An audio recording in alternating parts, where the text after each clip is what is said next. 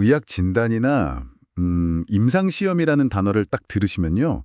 청취자님은 아마 그 완벽하게 통제된 어떤 기계공학 같은 세계를 떠올리실 겁니다. 네, 보통 다들 그렇게 생각하시죠. 하얀 가운 입고 아주 깔끔한 통제실 같은 곳이요. 맞아요.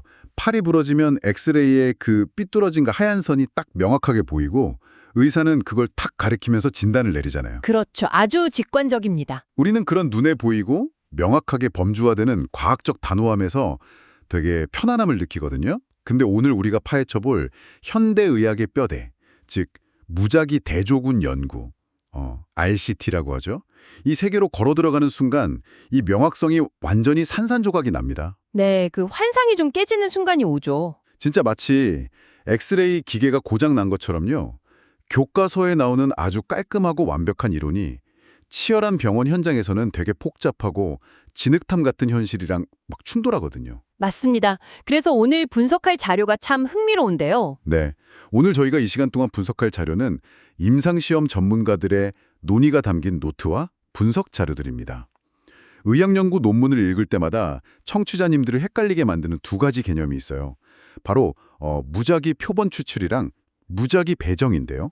이게 오늘의 핵심 주제입니다. 임상 연구 방법론을 다루는 사람들에게 이 두 가지는 영원한 화두와도 같거든요. 영원한 화두요? 네, 많은 분들이 이 두 단어를 섞어서 쓰거나 아예 같은 뜻으로 오해하시기도 해요.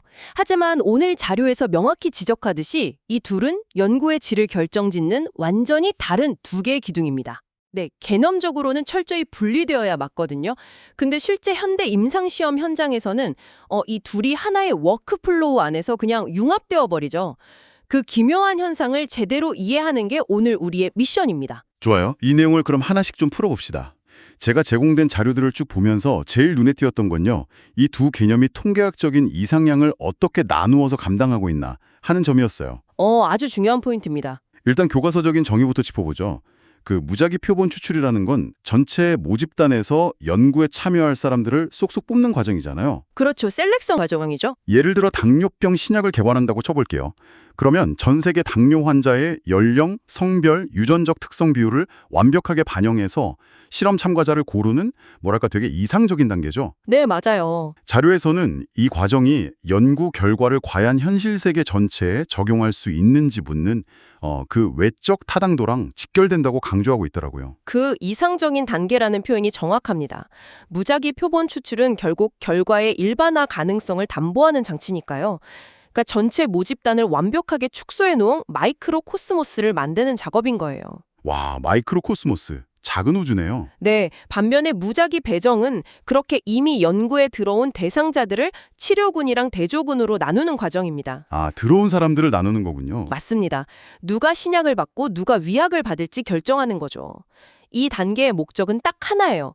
출발선이 완전히 동일한 두 그룹을 만들어서 결과의 차이가 오직 개입된 치료법 때문이라는 걸 증명하는 겁니다. 이게 바로 내적 타당도를 확보하는 과정이죠. 듣다 보니까 직관적인 비유가 하나 떠오르는데요. 오, 어떤 비유죠? 이거 약간 요리 대회에 나갈 식재료를 준비하는 공장식 컨베이어 벨트 같아요. 그러니까 무작위 표본 추출은 전국의 모든 농장에서 골고루 좋은 식재료를 수집해가지고 창고로 가져오는 큰 물류 작업인 거고요. 네네. 무작위 배정은 그렇게 창고에 모인 재료들을 A주방이랑 B주방으로 공평하게 할당하는 내부 분류 작업인 셈이네요. 야, 그거 정말 훌륭한 비유네요. 그렇죠. 하나는 외부에서 내부로 가져오는 거고 다른 하나는 내부에서 두 갈래로 나누는 거니까.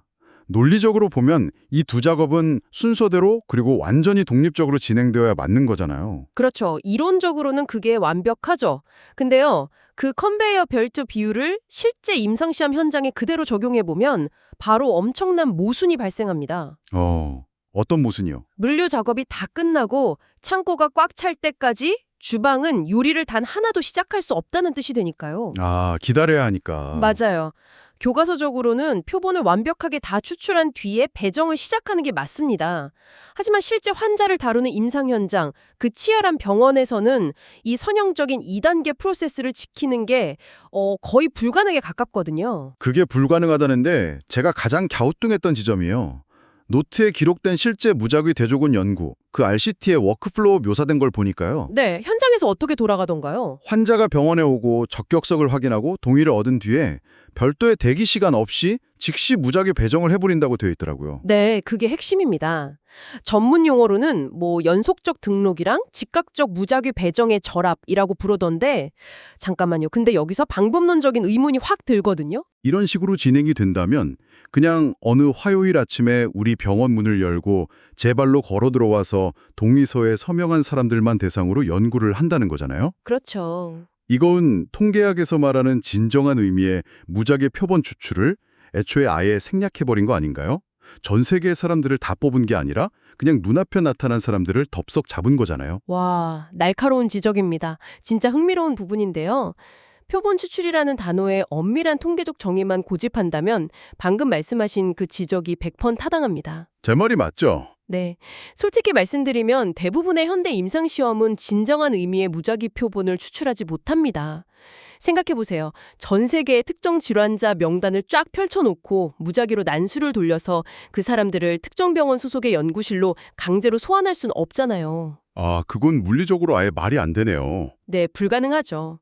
그래서 대신 임상 연구자들은 편입 표본이라는 개념을 수용합니다. 편의 표본이요? 네, 진정한 무작위 표본 추출을 포기하는 대신 연구 기준에 맞는 환자가 병원에 도착하는 순서대로, 즉 연속해서 등록을 받는 겁니다. 편의 표본이라. 아, 용어 자체가 되게 흥미롭네요. 편의 표본.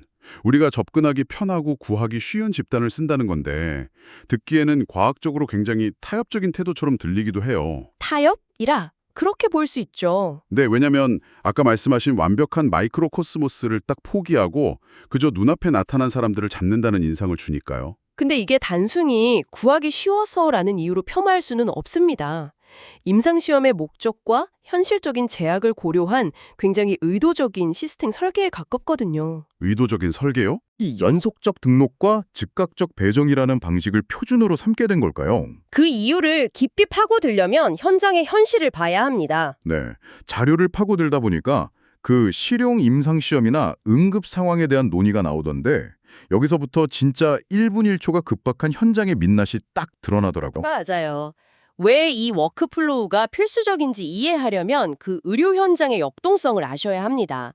먼저 실용 임상시험의 사례를 한번 보죠. 네, 이미 승인된 두 가지 혈압약 중에 어떤 게 실제 진료 환경에서 더 우월한지 비교하는 연구가 있다고 가정해 봅시다. 흔히 있는 연구네요. 그죠? 이 연구의 목적은 통제된 무균실 같은 실험실 데이터가 아니에요. 복잡한 현실의 진료 흐름 속에서 작동하는 진짜 데이터를 얻는 거거든요. 아, 진짜 일상적인 환경에서요? 맞습니다. 그래서 의사가 외래진료실에서 환자랑 상담을 막 마치고 처방전을 딱 내는 바로 그 찰나의 순간, 그 순간에 무작위 배정이 이루어져야만 진료 워크플로우를 훼손하지 않고 현실성 있는 결과를 얻을 수 있습니다. 아, 듣고 보니까 환자 입장에서는 자기가 무슨 거대한 실험의 대상이 막 되었다기보다 그냥 평소처럼 진료를 받는 과정 속에 연구가 자연스럽게 녹아들어 있는 거군요. 정확합니다. 의사가 컴퓨터 시스템에 환자 정보를 탁탁 입력하는 순간 백그라운드 알고리즘이 즉각적으로 A약인지 B약인지 할당해버리는 시기니까요. 와, 진짜 순식간에 일어나는 거네요. 그런데 이걸 넘어서서 급성 심근경색이나 뇌졸중 같은 초응급 상황을 다루는 연구로 넘어가면요. 이 즉각성의 의미는 아예 차원이 달라집니다. 아, 거기서부터가 진짜 심장이 쫄깃해지는 흥미로워지는 부분인데요. 청취자님, 한번 응급실 한가운데 있다고 상상해 보세요. 네, 앰뷸런스 소리 막 울리고요. 심근경색 환자가 실려왔는데 막 숨 넘어가는데 연구자가 아, 잠깐만요. 전 세계 인구의 완벽한 무작위 표본을 추출할 때까지 대기실에서 좀 기다리세요. 이럴 순 없잖아요. 절대 안 되죠. 큰일 납니다. 이거는 약간 비행기가 지금 막 추락하고 있는데 그 비행기 안에서 부품을 조립하는 격이잖아요. 비유가 아주 생생한데요. 급성 심근경색 환자가 응급실에 도착한 상황에서 임상시험은 진짜 시간과의 싸움입니다. 막힌 심장혈관을 다시 개통하는 데까지 걸리는 시간이 곧 환자의 생존과 직결되거든요. 맞아요. 그 골든타임이요. 네.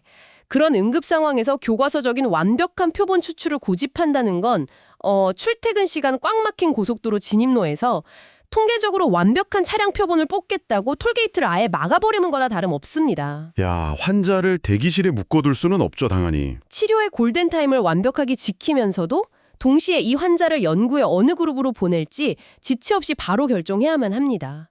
생명이 오가는 상황에서 임상 워크플로우를 방해하지 않는 것, 즉 시간 제한 없는 즉각적 무작위 배정은 단순한 선택이 아니라 윤리적이고 물리적인 필수 조건이에요. 아, 윤리적 필수 조건. 그러니까 이론적으로는 모집과 배정이 나뉘어 있지만 수술실이나 응급실 현장에서는 그저 버튼 한 번 누르는 단일 액션으로 통합될 수밖에 없는 거군요. 맞습니다. 아주 자연스럽고 강력하게 하나로 합쳐지는 거죠. 와, 교과서의 그 완벽한 이론이 병원의 극박한 현실과 부딪혀서 진화한 결과물이 바로 이거네요. 연속적 등록과 즉각적 배정의 결합. 환자를 임의로 골라내서 선택 편향을 일으키는 대신에 옳은 순서대로 족족 포함시키면서 즉시 그룹을 나누는 방식. 네. 현장에 가장 잘 적응한 과학적 타협이라는 생각이 확 듭니다. 자, 그럼 여기서 이게 다 무슨 의미일까요? 통계적인 득과 실을 좀 따져봐야 할 것 같아요. 네, 매우 중요한 부분이죠. 세상에 완벽한 타협은 없잖아요. 무언가를 얻었다면 분명히 통계적으로 치러야 할 대가가 있을 텐데. 당연히 대가가 따릅니다. 그 대가가 바로 앞서 언급했던 외적 타당도의 제한입니다. 아, 아까 말한 그 일반화 문제요? 네. 임상 연구자들이 평생 짊어지고 가는 무거운 짐이죠. 편의 표본을 사용함으로써 발생하는 이 한계는 과학적 엄밀성 측면에서는 솔직히 꽤 뼈아픈 타격이거든요. 청취자님도 이 딜레마를 함께 좀 고민해 보셨으면 좋겠어요. 한번 극단적으로 가정해 보죠. 만약 서울의 특정 대학병원 두 곳에서 그것도 연구에 동의할 만큼 상황이 허락된 특정 연령대에 급성 심근경색 환자들만으로 새로운 혈전 용해제 연구를 진행했다고 쳐봐요. 네, 아주 전형적인 상황이네요. 이 즉각적인 워크플로우 덕분에 배정 자체는 엄청 공정하게 이루어졌겠지만요. 근데 결국 이 약이 지구 반대편의 환자나 전혀 다른 유전적 배경이나 생활 습관을 가진 사람들에게도 똑같은 효과를 낼 거라고 어떻게 확신할 수 있죠? 확신할 수 없죠. 외적 타당도를 잃어버렸다는 건 결국 과학 연구에서 결과를 현실 세계에 넓게 일반화할 수 있는 강력한 무기를 잃었다는 뜻 아닌가요? 이거 꽤 뼈아픈 거 아닌가요? 네, 그 부분이 바로 임상시험 설계의 가장 깊은 딜레마입니다. 확실히 외적 타당도의 손실은 큰 약점이에요. 하지만 과학자들은 이 치열한 통계적 줄다리기에서 아주 확고한 우선순위를 정해버렸습니다. 우선순위요? 어떻게 정했죠? 이것을 더 큰 관점과 연결해보면 명확해지는데요. 외적 타당도를 일부 희생하더라도 내적 타당도, 즉 실험 자체의 공정성을 완벽하게 사수하는 것이 임상의학에서는 훨씬 더 가치 있다는 결단을 내린 겁니다. 저는 솔직히 그 우선순위의 논리가 바로 와닿지는 않아요. 외적 타당도가 낮아져서 결과를 다른 사람들에게 넓게 적용하지 못한다면 결국 그 연구는 반쪽짜리 쓸모없는 데이트가 되는 거 아닐까요? 거기서 한 걸음만 더 깊이 들어가 보죠.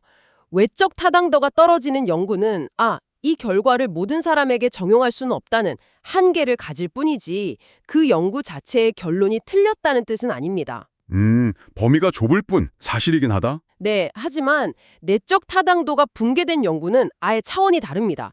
만약 무작위 배정이 제대로 이루어지지 않아서 의사가 무의식적으로 이 환자는 예후가 좋아 보이네 하면서 신약 그룹에 싹 몰아넣었다고 가정해 보십시오. 아, 그렇게 되면 환자가 나은 이유가 신약이 진짜 효과가 있어서 나은 건지 아니면 애초에 회복력이 짱짱하게 좋은 환자들이 신약 그룹에 들어갔기 때문에 나은 건지 도저히 분간할 수가 없게 되겠군요. 바로 그겁니다. 내적 타당도가 훼손된 연구는 근본적으로 내부가 썩어 있는 데이터입니다. 이런 데이터는 밖으로 가져가 봐야 아무런 의미가 없어요.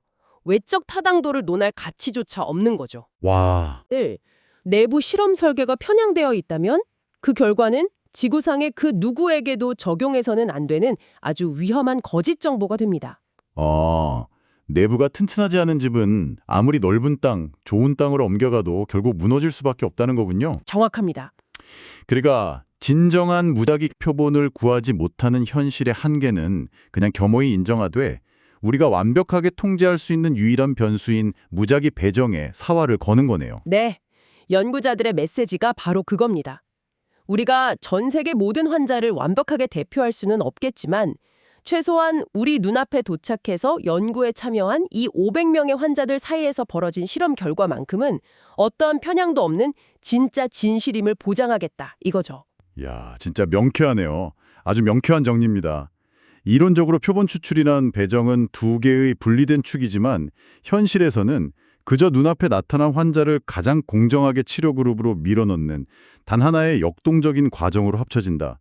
이게 생명을 다루는 의학 연구가 그 통계적 완벽주의를 어떻게 현실의 척박함 속에서 구현해내는 방식이군요. 네, 자료를 깊게 파고들수록 의학 연구가 단순한 수식의 나열이 아니라는 걸 느끼게 되죠. 맞아요.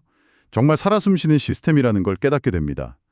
청취자님, 이제 앞으로 의학 기사나 저널에서 무작위 대조군 연구 결과라는 문장을 딱 접하실 때 그냥 운 좋게 무작위로 뽑힌 사람들의 정적인 데이터를 떠올리진 않으실 겁니다. 네, 현장의 맥락을 아셨으니까요. 대신에 사이렌이 막 울리는 응급실에서 그 꽉 막힌 진료 일정 속에서 환자가 문을 열고 들어온 순서대로 0.1초 만에 즉각적으로 배정되어 치료를 받은 그 치열한 현장의 기록을 읽어내실 수 있을 겁니다. 개념적 분리와 조작적 통합이라는 이 복잡한 뉘앙스를 이해하셨다면 이미 청취자님의 임상 논문을 바라보는 해상도가 엄청나게 높아지신 겁니다. 현장의 맥락을 이해하는 것만큼 지식을 입체적으로 만드는 일은 없죠.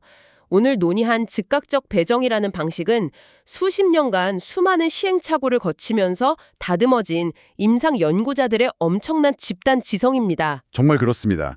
자, 이쯤에서 청취자님이 오늘 방송이 오늘 심층 탐구가 끝난 후 스스로 탐구해 볼 만한 도발적인 허들을 하나 던지고 마무리할까 합니다. 네, 좋죠. 오늘 자료의 맨 마지막 섹션에 남겨진 약간 암호 같은 힌트 키워드들이 있었잖아요. 아, 네, 기억납니다. 배정 은폐, 그리고 블록, 층화, 중앙, 무작위 배정 이런 용어들인데요. 임상시험 시스템 설계의 진정한 정점을 보여주는 개념들이죠. 앞서 우리는 환자가 응급실에 도착하자마자 적격성 판정을 받으면 컴퓨터가 즉시 무작위로 약을 배정한다고 했잖아요. 네, 즉각적으로요. 근데 시스템이 아무리 무작위로 돌아가도 그걸 다루는 인간은 자꾸 패턴을 읽어내려고 하기 마련이거든요. 인간의 본성이죠. 만약에 어떤 임상의사가 앞선 환자 3명이 연속으로 위약, 그러니까 가짜 약을 받는 걸 우연히 눈치챘다고 해볼게요.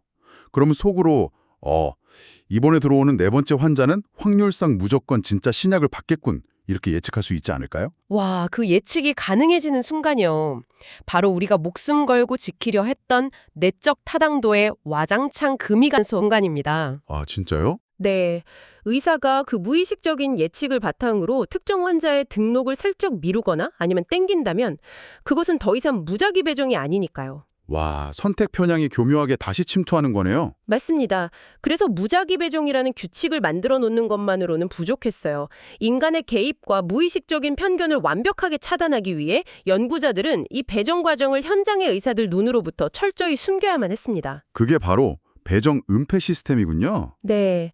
단순히 동전을 던지는 걸 넘어서서 중앙에 독립된 서버를 통해서만 결과를 통보받게 하고 환자 특성에 따라 블록을 나누는 아주 복잡한 숨바꼭질 같은 시스템을 만든 거죠. 야, 현장의 의사와 중앙의 통계 시스템 사이에서 벌어지는 치밀한 정보 통제의 과정. 이거 진짜 흥미롭네요. 청취자님, 오늘 우리가 다룬 연속적 등록과 즉각적 배정의 결합 너머에는요, 이렇게 통계학과 시스템 공학이 결합된 또 다른 치열한 두뇌 싸움이 기다리고 있습니다. 네, 정말 끝이 없는 탐구의 세계입니다. 오늘 이 시간을 함께 하신 후 이 배정은폐 시스템이 실제로 병원의 웹 기반 시스템 안에서 어떻게 의사의 눈을 가리고 작동하는지 한 번쯤 스스로 탐구해 보시기를 추천합니다. 처음 우리가 이야기했던 그 고장난 엑스레이 기계를 다시 한번 떠올려 봅니다. 네. 임상 현장이라는 곳은 흑백으로 명확히 나뉘지 않는 복잡한 진흙탕 같은 곳이지만 그 속에서 내적 타당도라는 진짜 진실을 지켜내기 위해 끊임없이 시스템을 설계하고 타협점을 찾아가는 연구자들의 발버둥이 의학 연구를 더욱 경이롭게 만드는 것 같습니다. 완벽하게 동의합니다. 저희는 다음 이 시간에도 복잡한 자료들 속에 숨겨진 가장 중요한 핵심 인사이트를 탁 짚어내서 청취자님의 지적 호기심을 꽉 채워드리겠습니다. 끝없는 호기심으로 세상을 다르게 보시길 바랍니다. 지금까지 심층탐구였습니다. 지식의 최전선에서 다시 뵙겠습니다. 감사합니다.